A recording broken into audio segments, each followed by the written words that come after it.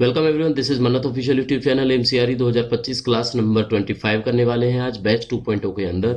Common recruitment examination का जो topic हम कराएंगे वो थंबनेल में हम आपको पहले ही बता चुके हैं, वो है आपका इनकम टैक्स। इनकम टैक्स का जो टॉपिक है 1961 में इसका एक्ट आया था। फाइनेंशियल जो फाइनेंस एक्ट की बात करेंगे 2024 के बेस्ड हम आपको ये क्लास करवाने वाले हैं इनकम टैक्स की। तो जब भी इनकम टैक्स का जो पर्सपेक्टिव है गवर्नमेंट सर्वेंट के केस में आईटीआर आप फिल करते हो तो बेसिक जो पॉइंट्स आते हैं कि इनकम क्या है, सैलरी में कौन कौन सी चीज़ें जुड़ती हैं, कौन कौन सी चीज़ें डिडक्शन में आती हैं, कौन कौन सी चीज़ें एग्जेम्पशन में आती हैं, कितने परसेंट या कितने रुपीस तक का एग्जेम्पशन है जो मिल सकता है, क्या क्या केसेस हैं। बेसिकली आईटीआर के फॉर्म के बेस्ड ही आपके पेपर में पूछा जाता है। तो इनकम टैक्स की इस क्लास में उतने एक्सटेंट तक आपको इनकम टैक्स पढ़ाएंगे जितना आपका एमसीआरई के पर्सपेक्टिव से या सीसीएस रूल्स के पर्सपेक्टिव से काम में आएगा, उतना हम आपको करवाएंगे। ठीक है बच्चों, तो क्लास नंबर 25 है। अगर आपने बैच को ज्वाइन करना है तो बेसिकली ये गलत है, यहाँ पे ये इनकम टैक्स का है। इनकम टैक्स ये जब आपको पीडीएफ प्रोवाइड कराएंगे उसमें हम ये चेंज कर देंगे। तो पीडीएफ इस क्लास की आपको प्लस मेंबरशिप टेलीग्राम ग्रुप के अंदर मिल जाती है जो एमसीआरई 2.0 और फाउंडेशन कोर्स के नाम से है। ज्वाइन करना है तो mannatofficial14@gmail.com पर हमसे कांटेक्ट करके आप ज्वाइन कर सकते हैं। तो चलिए क्लास को स्टार्ट करते हैं। इनकम टैक्स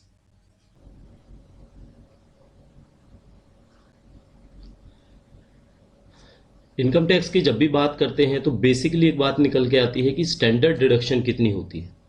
होती क्या है स्टैंडर्ड डिडक्शन? तो देखो, सबसे पहले एक ये टर्म है, इसको समझते हैं। इसका मतलब है स्टैंडर्ड डिडक्शन। होती क्या है स्टैंडर्ड डिडक्शन? कि इतना आपको इनकम टैक्स से रिलीफ मिलेगा, इतने पैसे आप कम कर सकते हो, उसको बोलते हैं स्टैंडर्ड तरीके से स्टैंडर्ड डिडक्शन।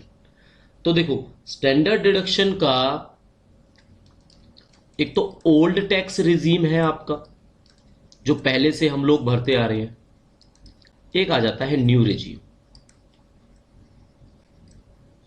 दोनों में स्टैंडर्ड डिडक्शन के अमाउंट में चेंजेस है। ओल्ड में होता था हमारा 50,000 रुपए और न्यू में होता है हमारा 75,000 रुपए। ठीक है, स्टैंडर्ड डिडक्शन। अब ये जो स्टैंडर्ड डिडक्शन है ये है क्या, क्या मतलब है इसका, आपको बता चुके हैं। बेसिकली ये हुआ स्टैंडर्ड डिडक्शन। अब क्वेश्चन एक निकल के आता है, अभी हमने क्लास स्टार्ट की है, हम आपको क्वेश्चन से ही समझा देते हैं इस चीज को कि अगर आपसे पूछा जाता है standard deduction, standard deduction in family pension, तो इसका आप क्या जवाब दोगे? कि फैमिली पेंशन जब से आपको इनकम फैमिली पेंशन से है तो क्या स्टैंडर्ड डिडक्शन अलाउड होती है उसमें या नहीं होती? तो उसका जवाब नो आता है। याद रखना, स्टैंडर्ड डिडक्शन अलाउड है आपका गवर्नमेंट सर्वेंट के केस में, पेंशन के केस में नहीं, खासकर फैमिली पेंशन के केस में नहीं आता है। तो स्टैंडर्ड डिडक्शन की एप्लीकेबिलिटी अगर कोई पूछता है फैमिली पेंशन में होती है तो आपने सीधा सीधा मना करना है कि नहीं होती है। ठीक है, याद रखना इस चीज को।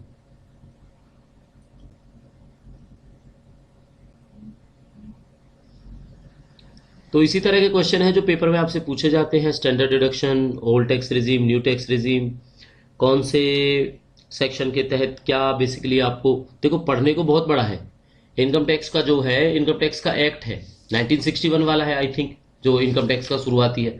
लेकिन अगर अमेंडेड आप देखोगे तो 2024 का मिल जाएगा आपको, जिसके बेस पर हम चीजें पढ़ते हैं इनकम टैक्स के बारे में। तो बेसिकली वो अगर बात करें तो फाइनेंस, एक मिनट आपको बता देते हैं। इनकम टैक्स का जो एक्ट है आई थिंक इसको चेक कर लेना, वैसे ठीक है, ये 1961 में आया था। एज इट इज ऐसे ही है आपका फाइनेंस एक्ट, फाइनेंस एक्ट 2024। इस पर बेस्ड जो है, बेस्ड आईटी, यहां पे आईटी का मतलब हमारा इनकम टैक्स से है, इनकम टैक्स।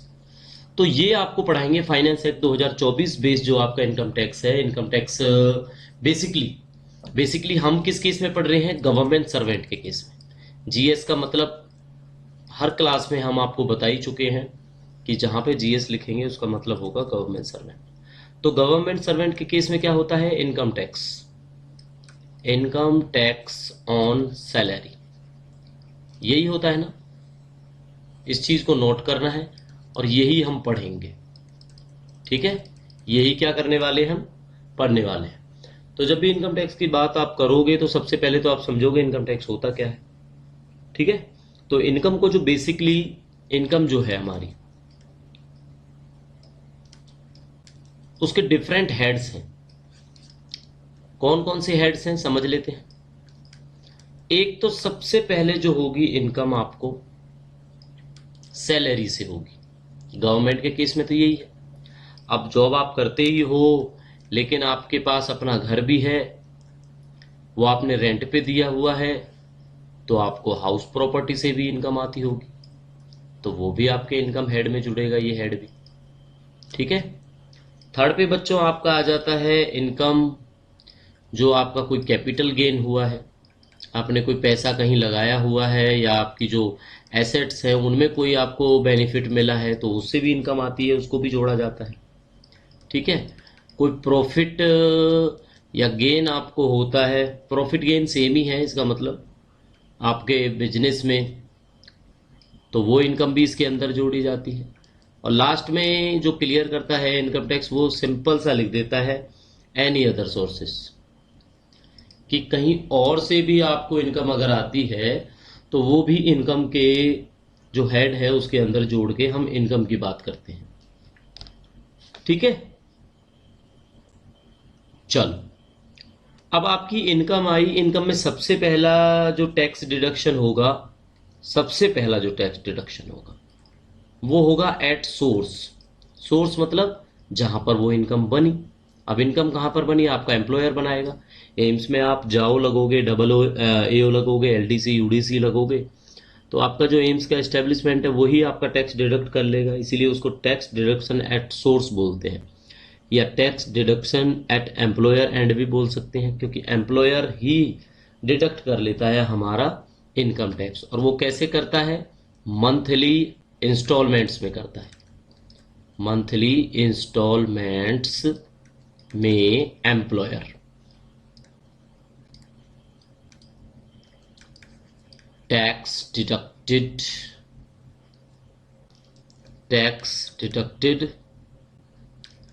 From GS. बच्चों जीएस गवर्नमेंट सर्वेंट, ठीक है, सैलरी, बेसिकली ये समझाना है आपको, डिडक्ट कर लेता है। बाद में जो है वो फाइनल एडजस्टमेंट आपकी हो जाती है, कब हो जाती है, एंड ऑफ द मार्च हो जाती है, ठीक है। तो इसीलिए वे अपने सोर्स पे ही लगभग लगभग जो उनको लगता है वो टैक्स वो डिडक्ट कर लेते हैं।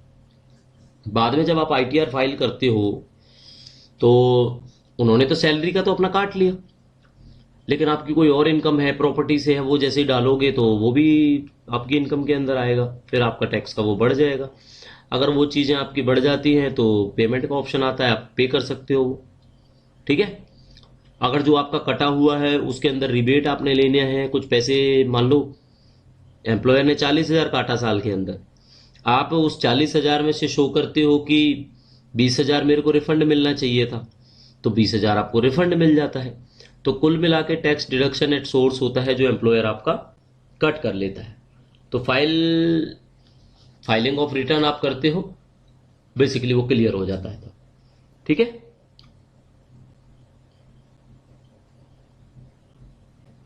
चलो, अब जो पेपर के पर्सपेक्टिव से आपसे पूछा जाता है सैलरी, सैलरी तो हमने बता दिया आपको, लेकिन होती क्या है सैलरी।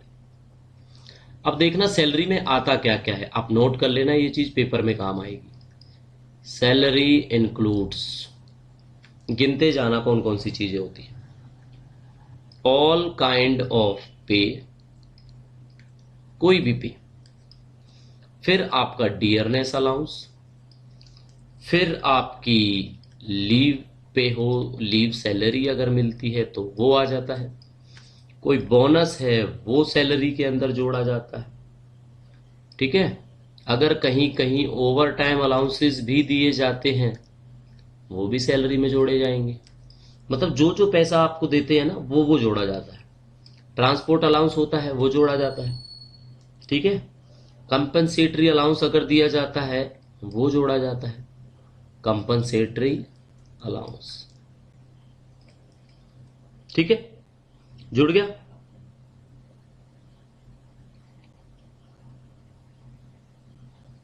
अब जो ये ट्रांसपोर्ट अलाउंस है ना, इसमें एक चीज नोट कर लेना आप, यहाँ पे स्टार लगा के हम लिख देते हैं, ये एग्जेम्प्टेड होती है, exempted for blind, def,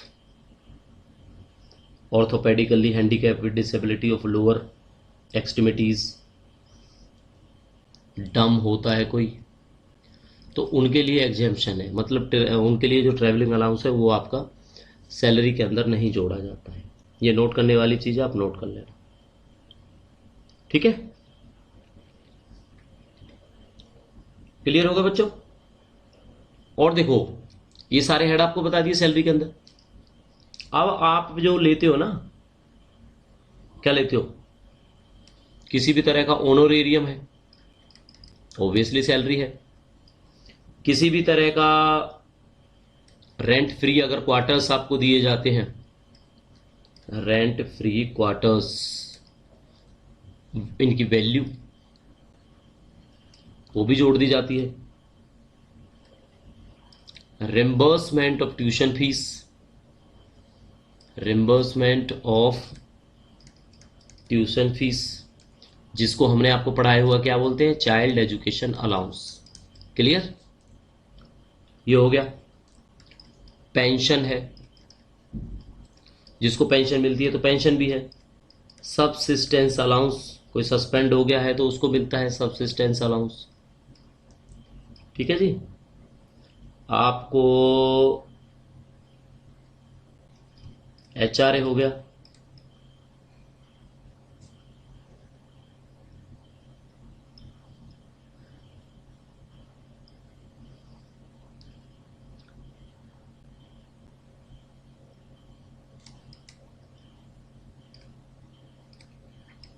employer का कंट्रीब्यूशन है,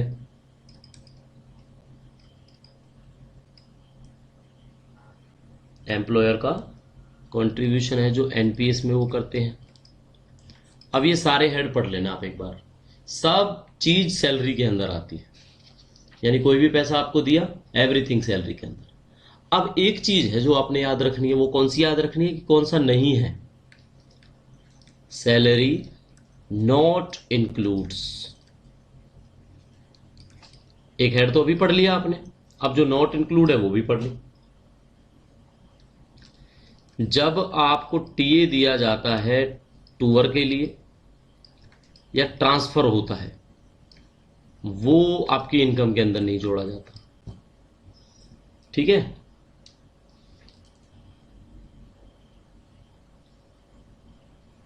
चाइल्ड एजुकेशन अलाउंस, वैसे जो ट्यूशन फीस है ना उसमें चाइल्ड एजुकेशन अलाउंस आप मत लिखो, रिम्बर्समेंट ऑफ ट्यूशन फीस ये जोड़ा जाता है भले ही, लेकिन चाइल्ड एजुकेशन अलाउंस मत लिखो, क्योंकि चाइल्ड एजुकेशन अलाउंस को इन्होंने अब इसमें इंक्लूड नहीं करते, ठीक है।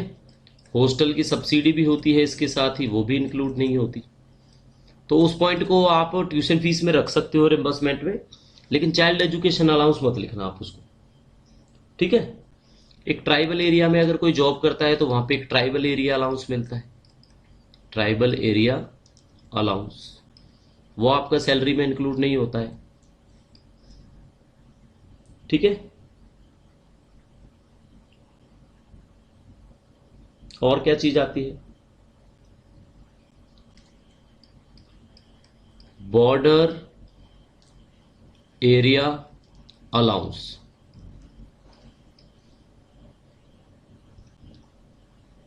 या एक तरह से डिफिकल्ट एरिया भी बोलते हैं, difficult area allowance, disturbed area allowance भी बोल सकते हैं इसको, और डिस्टर्ब्ड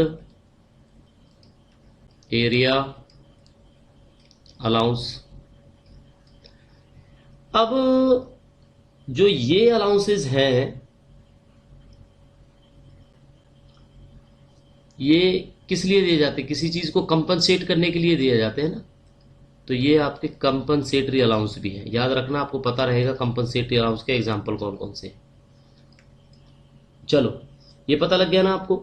अब ये एवरीथिंग है आपका सैलरी के अंदर नहीं जोड़ा जाता, नोट कर लेना, खासकर चिल्ड्रन एजुकेशन अलाउंस को और हॉस्टल सब्सिडी को, ठीक है, वो नहीं जोड़ा जाता उसके अंदर। चलो,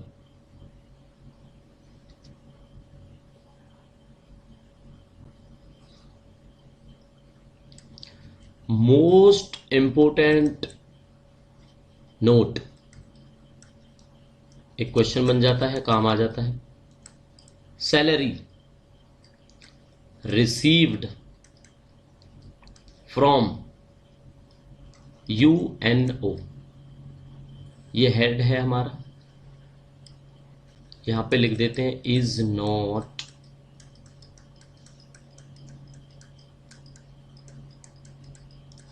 टैक्सेबल, ठीक है। तो जो सैलरी आपको United Nation Organization that is UNO से मिलती है वो कभी भी टैक्सेबल नहीं होती, अलग से लिखा है, अलग से आप नोट कर लेना, ठीक है। चलो,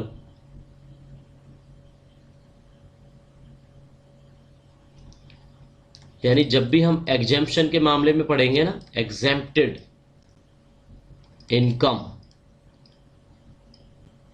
उसमें आ जाता है ये।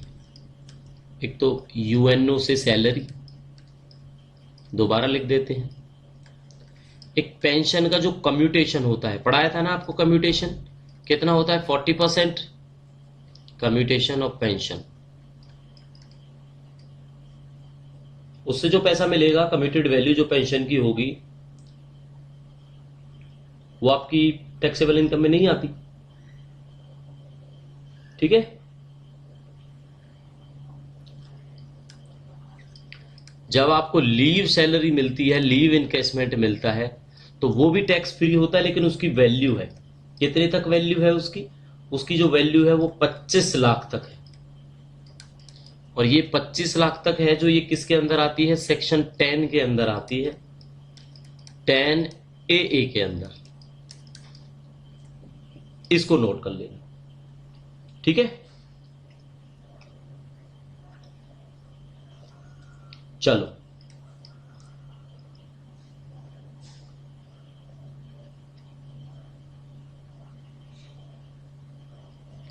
किसी को बच्चों पेंशन मिली, जिसको मिला गैलेंट्री अवार्ड, गैलेंट्री अवार्ड, तो एक तो वो टैक्सेबल नहीं है।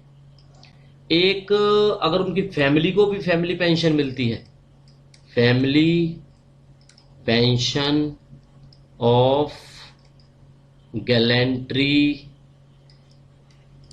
अवार्ड गवर्नमेंट सर्वेंट, ठीक है जी, वो ना पेंशन इनकम के अंदर आती है, एग्जेम्प्ट होती है, वो उस पर टैक्स नहीं लगता, एग्जेम्प्टेड इनकम फ्रॉम टैक्स, यहाँ पे हेडिंग में हम टैक्स भी लिख देते हैं कि टैक्सेबल नहीं होती हो।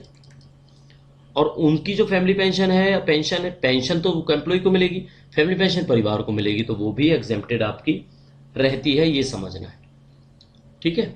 एक ये एग्जेम्पशन वाले बहुत जरूरी हैं, तभी तो आप टैक्स रिबेट ले पाओगे, तभी तो आपको पता रहेगा, ठीक है। एक एलटीसी से जो पैसा लिया है, सेक्शन 10 ऑफ 5 बड़ा पूछा जाता है, सेक्शन 10 ऑफ 5 जो इनकम टैक्स का सेक्शन 10 ऑफ 5 है, उसके अंदर एलटीसी से जो इनकम मिली है वो भी आपकी नॉट टैक्सेबल है।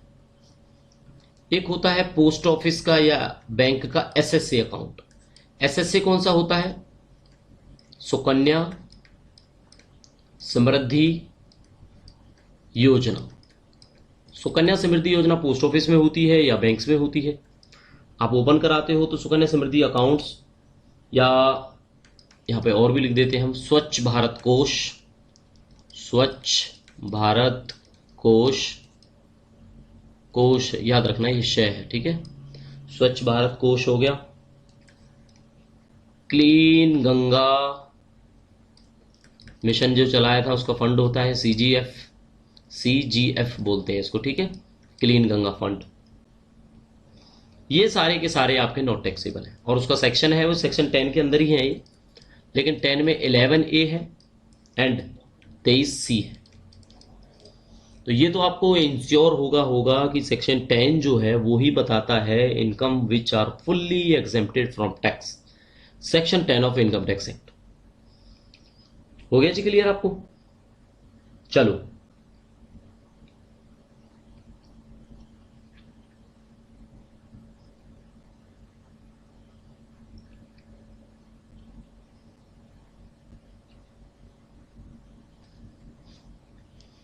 अब आप रहते हो किराए के मकान में, तो सैलरी में तो एचआरए मिलता है, तो एचआरए भी क्या है आपका एग्जेम्प्टेड है। ठीक है, एचआरए क्या है आपका एग्जेम्प्टेड है।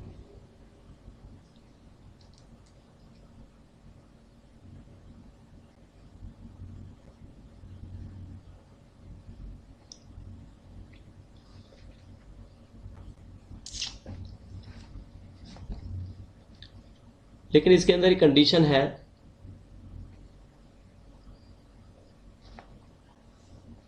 क्या कंडीशन है ना, बड़े महानगरों में रहते हो दिल्ली मुंबई चेन्नई कलकत्ता, तो 50% ऑफ द सैलरी और 40% of the salary any other places. Clear हुआ आपको ये? इसका मतलब साफ साफ ये है कि अगर कोई एम्प्लॉय रेंटेड हाउस में रहता है तो एग्जेम्पशन तो अलाउड है, लेकिन कुछ केसेस हैं जो इनमें से लीस्ट होगा। लीस्ट कौन सा? या तो कम से कम उसको एचआरए मिलता हो, या वो रेंट पेड करता है 10% ऑफ द सैलरी, या 50% ऑफ द सैलरी रेजिडेंस के हिसाब से हो, या 40% रेजिडेंस अगर महानगर से अलावा है तो वहां पर हो। ठीक है, अब सोचो कोई अपने घर में ही रहता है जहां पर वो कोई रेंट नहीं दे रहा भाई, ठीक है, तो एग्जेम्पशन नहीं मिलने वाली। ये भी साफ साफ लिखा है, अगर अपने घर में रहता है तो एग्जेम्पशन उसको नहीं मिलती है। टू सम एक्सटेंट यहां पे लिख सकते हैं हम कि फुल्ली नहीं होता, बट कुछ एक्सटेंट है जहां तक वो आपका होता है। अभी जैसे आप अगर देखोगे रिजीम के अंदर, अगर आप देखते हो तो अदर जो प्लेसेस हैं महानगरों से लगभग लगभग साल का 12 पंजे 60, 5,000 मंथली लगभग एचआरए मिलता है। तो 60-70 हज़ार तक ही आपका एग्जेम्प्टेड हो सकता है, चाहे पे आप लाख करते हो, लेकिन बचेगा आपका 50-60 थाउजेंड के अराउंड। यही कंडीशंस है जो हम समझाना चाह रहे हैं। 40% of the residence situated at any place other like Mumbai, Kolkata, Delhi, Chennai. ठीक है, चलो कंफ्यूज होने की बात नहीं है, काम काम की चीजें वो पढ़ते जाओ बस आप।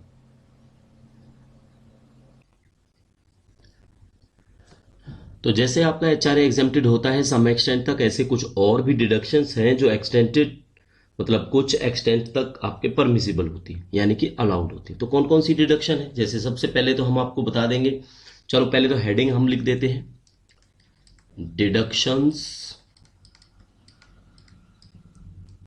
Deductions permissible, deductions permissible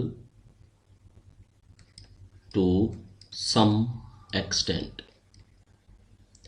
HRA के बारे में लेटेस्ट आपको बताया है। अब कुछ और डिडक्शन है जो देख लेते हैं। तो सबसे पहले तो बच्चों आ जाती है स्टैंडर्ड डिडक्शन। कौन सी आ जाती है? Standard deduction. और स्टैंडर्ड डिडक्शन होती कितने रुपए तक है? ₹50,000। अगर ये ओल्ड के केस में बात करें, देखो अगर आपको न्यू बोला ही नहीं है तो स्टैंडर्ड डिडक्शन आपने बोलना ही 50,000 है। अगर उसमें लिखा होता है न्यू रिजीम में कितना है तो आपको बताना होता है फिर कितना है न्यू रिजीम में। जो आपका लेटेस्ट रिजीम है न्यू रिजीम, इसके अंदर स्टैंडर्ड डिडक्शन 75,000 रुपए। ठीक है, चलो हो गया क्लियर। दूसरा देख लेते हैं, कोई प्रोफेशनल कोई टैक्स पे करता है, प्रोफेशनल, प्रोफेशन, प्रोफेशन का हो या प्रोफेशनल का हो, प्रोफेशन टैक्स पेड, तो वो भी परमिसिबल हो जाएगा जब आप ऑलरेडी पे कर चुके हो जिसको। ठीक है, एक एंटरटेनमेंट अलाउंस मिलता है गवर्नमेंट सर्वेंट को, एंटरटेनमेंट अलाउंस। और एंटरटेनमेंट अलाउंस कितने तक जो परमिसिबल है आपका एग्जेम्प्टेड है, वो है गवर्नमेंट सर्वेंट के 1/5 of the salary, 1/5 of salary. 1/5 of salary या 5,000। क्लियर हो गया आपको ये बात? इसका मतलब क्या है, इनमें से जो कम होगा, इनमें से जो कम होगा, वैसे तो बेसिकली आप देखोगे तो 5,000 तो है ही है। आपको जो एंटरटेनमेंट अलाउंस का डिडक्शंस मिल जाती है वो कितनी है, 5,000 है। तो ये जो सारी की सारी डिडक्शन है ना, ये जैसे प्रोफेशनल टैक्स की होगी आपका, ये भी सेक्शन 16 के अंदर आती है, ये भी सेक्शन 16 के अंदर आती है। लेकिन इंटरटेनमेंट अलाउंस अगर बात करो तो ये सेकंड पार्ट आ जाएगा 16 का, और ये 16 के 1 में आती है। ठीक है, प्रोफेशनल टैक्स वाली। स्टैंडर्ड डिडक्शन बिल्कुल आपको याद रखनी पड़ेगी। कहाँ पे लिखें स्टैंडर्ड डिडक्शन का, यहाँ पे लिख देते हैं। इसका है सेक्शन 16 तो है ही है, 16 का 1A। ठीक है, ये आपने याद रखना है, इस सेक्शन के अंदर आता है। चलो, नेक्स्ट आ जाता है आपका लाइफ इंश्योरेंस की premium. Life insurance premium, Primia कहो प्रीमियम कहो, ठीक है, किस्तें जो होती है लाइफ इंश्योरेंस की वो, ये कितना है, 10% ऑफ सम अश्योर्ड। जितने रुपए का आपने इंश्योरेंस कराया है उसका 10%। ठीक है, लेकिन ये एक चीज यहां पे नोट करने वाली है, अगर किसी को कोई फिजिकली डिसेबल्ड गवर्नमेंट सर्वेंट है अगर, ठीक है, और साथ के साथ उनको कोई सीवियर डिजीज भी है, सीवियर डिजीज का हो या फिजिकली डिसेबिलिटी में भी सीवियर डिसेबिलिटी अगर उनको है, तो उनकी प्रीमियम जो है वो कितने तक हो जाती है, वो 15% हो जाती है, 15% ऑफ सम अश्योर्ड। देखो कंफ्यूज होने की बात नहीं है, अभी जितना भी बताया है आपको मैटर वो क्या है, वो है deductions to permissible, deductions permissible यानी कि एग्जेम्प्टेड। परमिसिबल किस लिए बोल रहे हैं आपको, कि कुछ लिमिट तक ही परमिसिबल है वो, सम एक्सटेंट तक ही, तो वो बताया गया है। जैसे लाइफ इंश्योरेंस का 10% हो गया, अगर कोई फिजिकली डिसेबल्ड गवर्नमेंट सर्वेंट है, सीवियर डिसेबिलिटी है, सीवियर डिजीज के साथ में अगर है, तो 15% तक सम एश्योर्ड हो जाता है। ठीक है, अब ये स्लैश स्लैश है, ऐसा नहीं है कि गवर्नमेंट सर्वेंट फिजिकली डिसेबल भी होना चाहिए, सीवियर डिजीज भी होना चाहिए, नहीं, सीवियर डिजीज है तो भी 15% तक सम एश्योर्ड हो जाता है। ठीक है,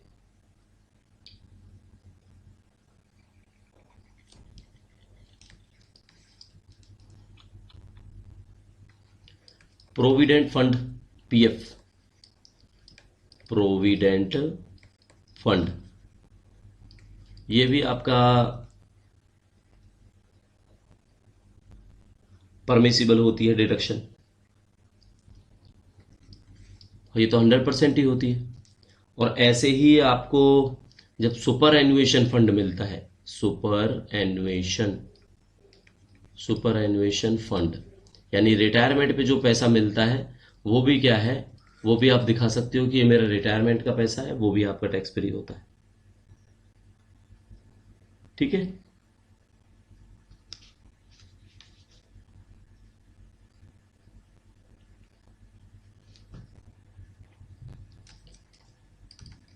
ट्यूशन फीस भी आपकी होती है, ट्यूशन फीस, बट वो लिमिटेड है, जो हम आपको चिल्ड्रन एजुकेशन अलाउंस में पढ़ा चुके हैं, लिमिटेड 2 चाइल्ड तक, 2 बच्चों का ही ट्यूशन फीस है जो आप कर सकते हो। ठीक है, चलो, एक पोस्ट ऑफिस में अभी ट्यूशन फीस का अगर आपने नोट करना है तो आप नोट कर सकते हो। बाकी सीनियर सिटीजन सेविंग स्कीम होती है, सीनियर सिटीजन सेविंग स्कीम 2004, ये भी डिडक्शंस आपकी परमिसिबल है।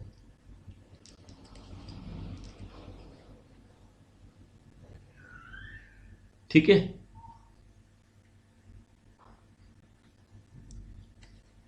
अगर आप कंट्रीब्यूशन करते हो इन एनपीएस, और एनपीएस में जो कंट्रीब्यूशन है वो अप टू 1.5 लाख है,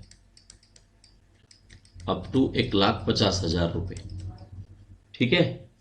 बट ये पर एनम होना चाहिए, पूरे साल में। एक साल के अंदर 1.5 लाख तक का अगर पेंशन फंड एनपीएस के थ्रू, ठीक है, या एलआईसी के थ्रू या किसी और इंश्योरेंस के थ्रू अगर आप करते हो तो 80 सीसी में 1.5 लाख रुपए तक आप बचा सकते हैं। ये याद रख लेना, ठीक है, ये बहुत है इंपॉर्टेंट है, आप नोट कर लेना। क्या आएगा ये 80, ये आएगा बच्चों 80 CCC, ये इसको नोट करना है। ऐसे फॉर्म भरते हो जब आता है ना 80 CC, 80 CCD।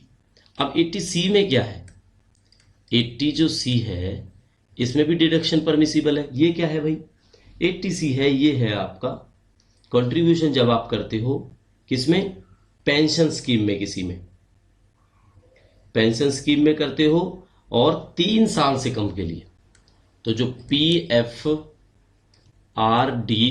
एक्ट के तहत, PFRDA एक्ट के तहत अगर आप पेंशन स्कीम में कंट्रीब्यूट करते हो, पेंशन स्कीम,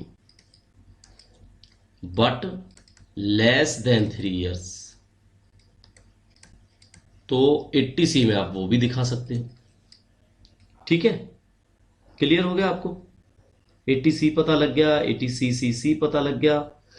वैसे 80C और क्या है, पोस्ट ऑफिस का जो 5 ईयर प्लान है ना, वो भी इसी के अंदर आ जाता है। Post office 5 year plan, post office 5 year plan, या डिपॉजिट स्कीम का हो आप, डिपॉजिट स्कीम, ठीक है। क्लियर हो गया आपको ये।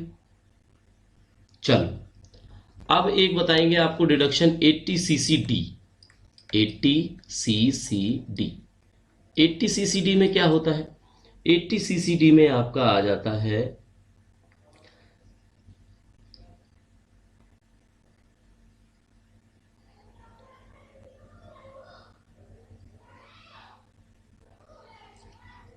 अभी बताया था आपको 80CCD, तो हमने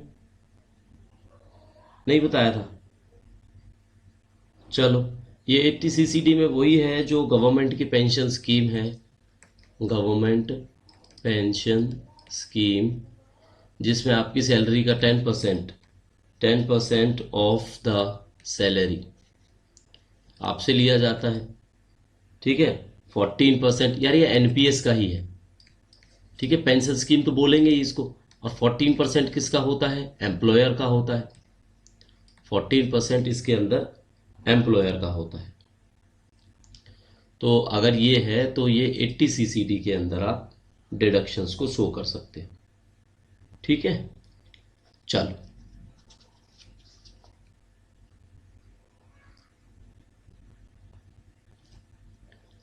अब किसी गवर्नमेंट सर्वेंट का डिपेंडेंट जो है, डिपेंडेंट, अगर वो डिपेंडेंट फिजिकली डिसेबल है और आप ट्रीटमेंट पर उनके, ठीक है, जो मेडिकल ट्रीटमेंट है, आप ट्रीटमेंट पर खर्चा करते हो, तो क्या होता है 75,000 रुपये तक की डिडक्शन आप दिखा सकते हो। किस में दिखा सकते हो, 80DD में 75,000, ठीक है। 75 से ये बढ़ के 1,25,000 भी हो जाती है अगर सीवियर डिसेबिलिटी है तो, अगर क्या है, सीवियर डिसेबिलिटी है। क्लियर हो गया आपको ये। वैसे तो है 75,000, लेकिन अगर सीवियर डिसेबिलिटी है तो 1,25,000 आप 80DD में दिखा सकते हो, ठीक है।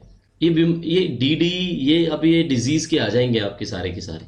अब 80DD भी है, ये ऐसे नहीं है कि थोड़ा टफ रहेगा आपको याद करना, एक बार पढ़ोगे, या कुछ बच्चे हैं जिन्होंने इनकम टैक्स फिल किया होगा तो वो बेसिकली एक ही बारी में समझ जाएंगे, ठीक है। चलो अब कुछ ऐसी बीमारी है, किसी को जो पेशेंट है या डिपेंडेंट है, या तो खुद ही एम्प्लॉय पेशेंट हो या जो डिपेंडेंट है, अगर उनको सीवियर डिजीजेस है, लाइक कैंसर है, एड्स है, ठीक है, तो कितने तक का जो है वो दिखा सकते हैं, वो 1 लाख तक का दिखा सकते हैं।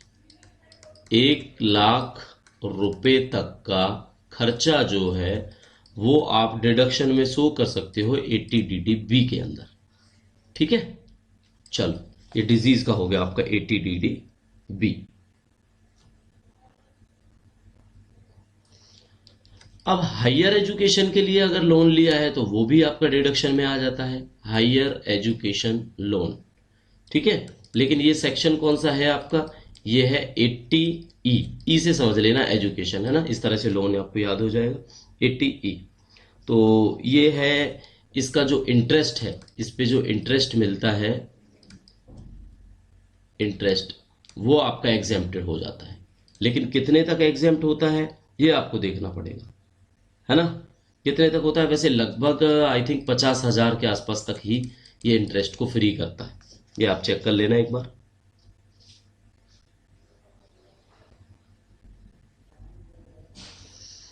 अब एक लोन की कंडीशन है, अगर किसी ने हाउस प्रॉपर्टी का लोन लिया है, हाउस प्रॉपर्टी लोन, ठीक है, लेकिन उसकी कंडीशन देखो, टाइम जो है लोन का वो होना चाहिए 1 जून 17 से लेके 31 मार्च 17 के बीच।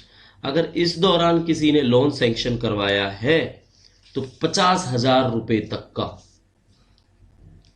एक मिनट कंडीशन आप पढ़ लो पहले। एक तो ये हो गया, एक जो अमाउंट है वो कितना होना चाहिए, अमाउंट होना चाहिए 35 लाख तक, यानी कि 35 लाख से ज्यादा नहीं होना चाहिए। ठीक है, वैल्यू है जो प्रॉपर्टी की, वैल्यू ऑफ प्रॉपर्टी वो आपकी 50 लाख से ज्यादा नहीं होनी चाहिए। ये कुछ थोड़ी सी कंडीशन है, ऐसे ही है नहीं है कि आप कोई भी अवेल कर लेगा इस चीज पे। तो ये आपका आ जाता है 80 ई में एजुकेशन था, ये 80 ई के अंदर आता है। किस में आता है, 80 ई के अंदर आता है। तो इसमें क्या होगा, जो आपका इंटरेस्ट है, इंटरेस्ट इंटरेस्ट एग्जेम्प्ट हो जाएगा आपका। ठीक है, इसके अंदर क्या होगा, इंटरेस्ट एक्सटेंट हो जाएगा 50,000 रुपए तक, 50,000 रुपए। तो इसमें आपको 50,000 रुपए की आप डिडक्शन शो कर सकते हो। पता लग गया। चलो अब एक इलेक्ट्रिक व्हीकल का बड़ा शानदार टॉपिक है, इसमें शायद ईवी का जमाना है, शायद पेपर में पूछा जाए। ठीक है, इलेक्ट्रिक व्हीकल, अगर आपने कोई इलेक्ट्रिक व्हीकल परचेज किया है तो वो आएगा 80 डीडीबी के अंदर। ठीक है, सॉरी 80 ईई के अंदर, 80 ईईए के अंदर इलेक्ट्रिक व्हीकल। लेकिन इसमें कंडीशन क्या है, 80 ईई है या 80 ईई बी है, ये तो नहीं था, ये तो लोन का था, ये बी होगा। ठीक है, इसको नोट करना दोबारा, 80 ईई बी, ये है आपका इलेक्ट्रिक व्हीकल का।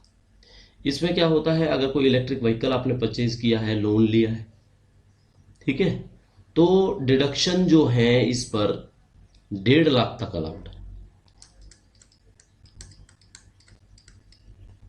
रुपीज 1.5 लाख तक। ठीक है, और लोन की कंडीशन भी लिखी है कि 1 अप्रैल 2019 से, 1 अप्रैल 2019 से जो लोन है आपने लिया होना चाहिए और 31 मार्च 2023 तक ही हो। ये भी ड्यूरेशन का इसमें जिक्र है, ये आप नोट कर लेना। ठीक है, यहाँ पे लिख देते हैं हम लोन पीरियड, इस दौरान लोन हो और इलेक्ट्रिक व्हीकल के नाम पे हो तो 1.5 लाख तक का आपका हो जाएगा। अब एक बहुत ही इंपॉर्टेंट स्टैंडर्ड, जैसे 50 लाख की डिडक्शन में आता है ना, ऐसे आता है 80 टीटीबी। ठीक है, टीटीबी भी आता है, टीटीए भी आता है। टीटीबी में क्या है, अगर सीनियर सिटीजन ने कोई डिपॉजिट किया, डिपॉजिट पर मिला उसको ब्याज, तो वो ब्याज आपका 50,000 तक टैक्स फ्री है, यानी कि आप उसको डिडक्शन में शो कर सकते हो। ऐसे ही आ जाता है 80 टीटी। ये क्या होता है, ये किसी का भी होगा, जो भी आपका सेविंग बैंक अकाउंट है, सेविंग बैंक अकाउंट, इस सेविंग बैंक अकाउंट में भी ब्याज आता है, तो पूरे साल का जो भी ब्याज होगा वो टैक्स फ्री होगा, लेकिन उसकी कंडीशन है ही 10,000 रुपए तक। तो इसमें आप 10,000 रुपए इसमें बचा सकते हो, सीनियर सिटीजन हो तो आप 50,000 बचा सकते हो डिपॉजिट में। डिपॉजिट ऐसा नहीं है, डिपॉजिट में 50 बचाए सीनियर सिटीजन ने तो 10,000 इसमें भी बचा लेगा वो टीटीए के अंदर। तो टीटीए टीटीपी आपको पता होना चाहिए, ठीक है, टीटीए और टीटीबी। क्लियर हो गया? चलो,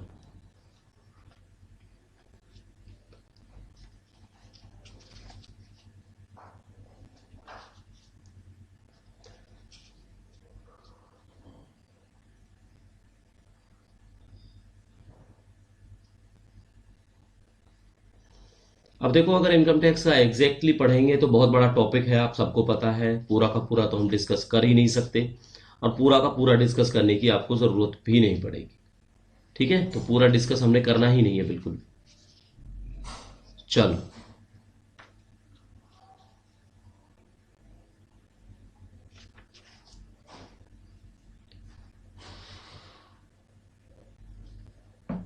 क्लियर हो गया बच्चों आपको ये? ठीक है, अब एक बात कर लेते हैं, एक आधा क्वेश्चन भी साथ के साथ कर लेते हैं, क्योंकि आप बोर हो गए होंगे अभी तक, है ना। तो हमने आपको बताया कि जो फैमिली पेंशन है, क्या वो सैलरी इनकम के अंदर आती है अगर टैक्सेबल उसको करते हो? तो बिल्कुल नहीं आती। फैमिली पेंशन क्या है, सैलरी के अंदर तो नहीं आती। बस ये पूछना चाह रहे हैं कि वो फैमिली पेंशन सैलरी के अंदर आती है? नहीं आती, ठीक है। अब ट्रांसपोर्ट अलाउंस, आपको बताया गया था कि ट्रांसपोर्ट अलाउंस सम एक्सटेंट तक आपका टैक्स फ्री है, ट्रांसपोर्ट अलाउंस। तो transport allowance exempt from tax. Amount बता दो जी, कितने अमाउंट तक टैक्स फ्री है वो? वैसे तो नहीं है, लेकिन ब्लाइंड के केस में है, डेफ के केस में है, ठीक है। ऑर्थोपेडिकली, जो भी ऑर्थो की प्रॉब्लम से संबंधित हैंडीकैप्ड हैं, ऑर्थोपेडिकली हैंडीकैप्ड, उनके लिए ये सम एक्सटेंट तक जो दिया गया है, वो कितना दिया गया है नोट कर लेना आप, 3200 रुपये, ठीक है। 3200 रुपये मंथली वो अपना क्या कर सकते हैं, ये इसको टैक्स फ्री इनकम में दिखा सकते हैं, ठीक है। तो यही आपको बताना जरूरी था, ठीक है। चलो, अब एक क्वेश्चन न्यू टैक्स रिजीम से आपको पूछ लेते हैं, न्यू टैक्स रिजीम। अब न्यू टैक्स रिजीम में क्या हुआ कि किसी एम्प्लॉय की इनकम है वो 7 लाख है, इनकम है 7 लाख। तो आपने ये बताना है कि 7 लाख की इनकम पर उनको कितनी टैक्स रिबेट मिलेगी, टैक्स रिबेट, ये बताना है। तो बच्चों इसका आंसर होगा 25,000 रुपये। कितना होगा? 25,000 रुपये होगा। तो ये सिंपल सा आपने याद रखना है, न्यू टैक्स रिजीम की बात है, टोटल इनकम 7 लाख तक है, तो रिबेट आपको 25,000 रुपये तक की रिबेट उसमें मिल जाएगी। तो 25,000 आप उसमें बचा सकते हो अपना। क्लियर हो गया? तो देखो, बेसिकली इनकम टैक्स का जो टॉपिक है वो हम आपको पढ़ा चुके हैं, जो जो हमने समझाना था आपको। अब अगर कुछ क्वेश्चंस की बात करनी है हम लोगों ने, और आपने थंबनेल में देखा होगा, एक ही क्लास के अंदर आपका जो पूरा का पूरा टॉपिक है इनकम टैक्स का वो हमने क्लोज कर दिया है, ठीक है। फिर भी आपके कुछ सवाल रहते हैं तो आप कमेंट कर सकते हो, ईमेल करके हमें पूछ सकते हो। तो बेसिकली इसमें जितना भी आपके लिए इंपॉर्टेंट था वो हम पढ़ा चुके हैं, ठीक है। पूछा क्या जाता है, जब भी आप आईटीआर का फॉर्म फिल करते हो ना, तो जो जो चीजें बेसिकली आती हैं, जो जो चीजें बेसिकली आप फिल करते हो, उसी से संबंधित पेपर में आपसे सवाल पूछे जाते हैं, ठीक है। क्या किया जाता है, उसी से रिलेटेड ही पेपर में आपसे सवाल पूछे जाते हैं। तो बेसिकली क्लास आपको कैसी लगी आप कमेंट करके बताना। अगर आपने कोर्स को ज्वाइन करना है, टाइम बड़ा कम रह गया है अभी, तो आप कोर्स को ज्वाइन कर सकते हैं। और अगर किसी ने कोर्स नहीं ज्वाइन करना है तो फ्रीली जितनी भी हमारी यूट्यूब क्लासेस हैं, है ना, जितनी भी हमारी यूट्यूब क्लासेस हैं, पुरानी क्लासेस हैं। अब यूट्यूब क्लासेस में कौन सी, एमसीआरई की जो लास्ट 2024 की हमारी क्लासेस हैं, ये पूरी प्लेलिस्ट है। इसके अलावा एक प्लेलिस्ट हमारी सीसीएस रूल्स की है, जिसके अंदर हमने नेटर चंडीगढ़ के लिए जब बच्चों को पढ़ाया था, वो वीडियो आप देखो। एंड थर्ड हो जाता है न्यू बैच है, जो क्लासें तो आप सबके लिए अवेलेबल हैं 2025, ठीक है, न्यू बैच CRE 2.0 2025 का जो बैच। तो अगर कोई कोर्स नहीं भी ज्वाइन करता है, किसी को फाइनेंशियल इश्यूज हैं, तो ये क्लासेस बहुत ज़्यादा हेल्पफुल रहेंगी जब आप पेपर दे के आओगे। ठीक है, लेकिन अगर आपने ज्वाइन करना ही है तो बेसिकली टेलीग्राम चैनल पर जाओ, ईमेल करो, एक रीजनेबल बेसिस पर आप कोर्स 2.0 को ज्वाइन कर सकते हैं। तो इसी तरह पढ़ते रहिए, कोई डाउट होता है आप हमें टेलीग्राम करिए, ईमेल करिए। मिलते हैं नई क्लास में, तब तक के लिए thank you and see you soon.